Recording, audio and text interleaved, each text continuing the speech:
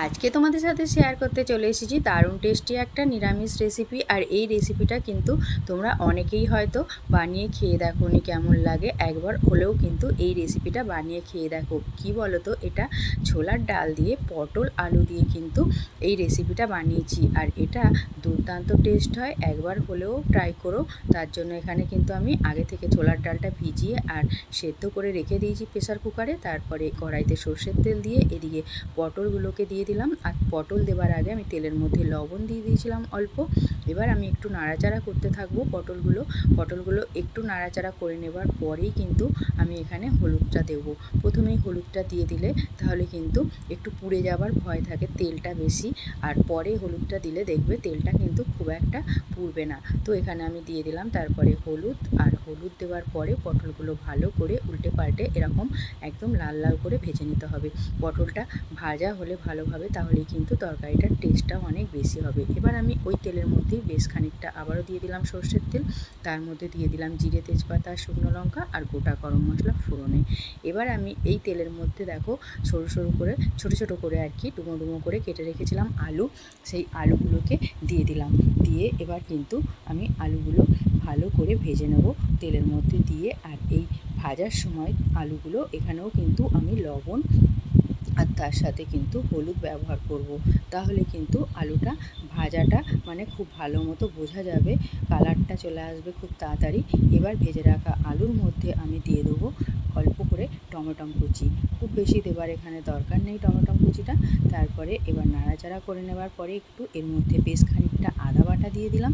আর দেবো এখানে জিরে বাটাটা দেওয়ার পরে এবার ভালো করে আদা আর জিরে বাটাটা বেশ খানিকক্ষণ কষাতে থাকবো, যতক্ষণ পর্যন্ত না আদা আর জিরের মশলার যে কাঁচা গন্ধ সেটা চলে যায়। তারপরে নাড়াচাড়া করার পরে এর মধ্যে দিয়ে দিলাম ধনে গুঁড়োটা দিয়ে আবারও একটু নাড়াচাড়া করে নিলাম। এবার দিয়ে দিলাম এখানে লঙ্কার গুঁড়ো। আর এখানে একটু ঝালটা বেশিই দিতে হবে, কারণ এখানে তরকারিটা কিন্তু একটু বেশ ঝাল ঝাল আর মিষ্টি মিষ্টি হলে খেতে অসাধারণ লাগবে।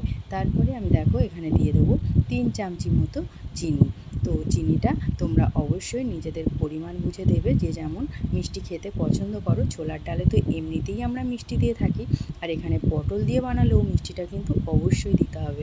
তারপরে এর মধ্যে আমি দেখো সামান্য জল দিয়ে আর একটু চাপা দিয়ে দিয়েছিলাম আলুটা। তারপরে এবার একটু কষাতে থাকবো মশলাটা। আর মশলা কষানোর সময় এখানে বেশি টেস্টের জন্য আমি এখানে সানরাইজের মিট মশলা ব্যবহার করলাম। তোমরা চাইলে এটা নাও দিতে পারো, তবে দিলে কিন্তু টেস্টটা খুব ভালো হয়। তারপরে এর মধ্যে টমেটো কেচাপও আমি একটু দিয়ে দিলাম। দিয়ে এবার ভালো করে মশলার সাথে আলু কষিয়ে নেবার পরে ভেজে রাখা পটলগুলো দিয়ে আবারও কষাতে থাকবো। আর এরকম একদম শুকনো শুকনো হয়ে এলে কষানো আর কি, তখন আমি এর মধ্যে দিয়ে দেবো দেখো সেদ্ধ করে রাখা ছোলার ডালটা। আর আমি এখানে জল সমেতই একবারে ছোলার ডালটা সেদ্ধ করা ছিল অল্প জল দিয়ে, তো সেই জলটা সমেতই ঢেলে দিলাম। আর এবার আমি আরেকটু এখানে প্রেসার কুকারটা ধুয়ে অল্প করে জল দিয়ে দিলাম। তো এখানে যেহেতু ছোলার ডাল আর এখানে চন্দ্রমুখী আলুটা আমি ব্যবহার করেছি, ঝোলটা কিন্তু খুব তাড়াতাড়ি মানে টেনে যাওয়ার ভয় থাকে, তার জন্য একটু কিন্তু জলটা বেশিই দিলাম। আলুটা যতক্ষণ পর্যন্ত না সেদ্ধ হয় ভালো করে সেদ্ধ করে নিতে হবে আলুটা। তো আমি এখানে চন্দ্রমুখী আলু দিলেও আলুগুলো একটু সেদ্ধ হতে সময় লাগে, কারণ এখানে ছোটো চন্দ্রমুখী আলুটা। তারপরে কিন্তু আমি এবার নাড়াচাড়া করে নিলাম একবার ঢাকনাটা খুলে। দেখো এখানে আলুগুলো কিন্তু আমার এখনও ভালো মতো সেদ্ধ হয়নি, তার জন্যই কিন্তু আবারও ঢাকনাটা চাপা দিয়ে সেদ্ধ হতে দেবো। আর যেহেতু ছোলার ডাল বসে যাওয়ার ভয় থাকে তলায়, তার জন্য কিন্তু একটু মানে মাঝে মাঝে নাড়াচাড়া করে দিতে হবে, নাহলে তলায় কিন্তু ধরে যাওয়া ভয় থাকে। আর তারপরে ঢাকনাটা বন্ধ করে দিয়ে আবারও কিন্তু এবার একটুখানি ফুটিয়ে নেবো।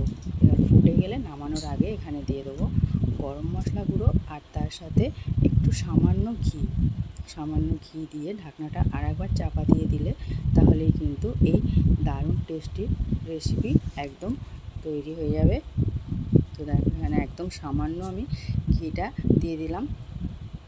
দেওয়ার পরে আবারও একবার ঢাকনাটা বন্ধ করে দিয়ে আর রেখে দেবো একটুখানি। তারপরে কিন্তু ঢেলে নেবো তরকারিটা। তো দেখো এই যে ঢাকনাটা চাপা দিয়ে দিয়েছি আর গ্যাসটা কিন্তু আমি এখানে অফ করে দিয়েছি।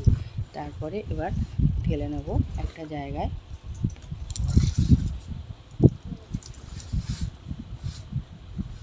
এই রেসিপিটা তোমরা রুটি, পরোটা, লুচি যে কোনো কিছুর সঙ্গে ট্রাই করে দেখতে পারো। অসাধারণ টেস্ট লাগে খেতে, এমনকি মুড়ি দিয়েও কিন্তু খেতে খুবই ভালো লাগে এই রেসিপিটা। একবার হলেও ট্রাই করো, আর ভালো লাগলে ভিডিওতে লাইক সাবস্ক্রাইব করে দিও।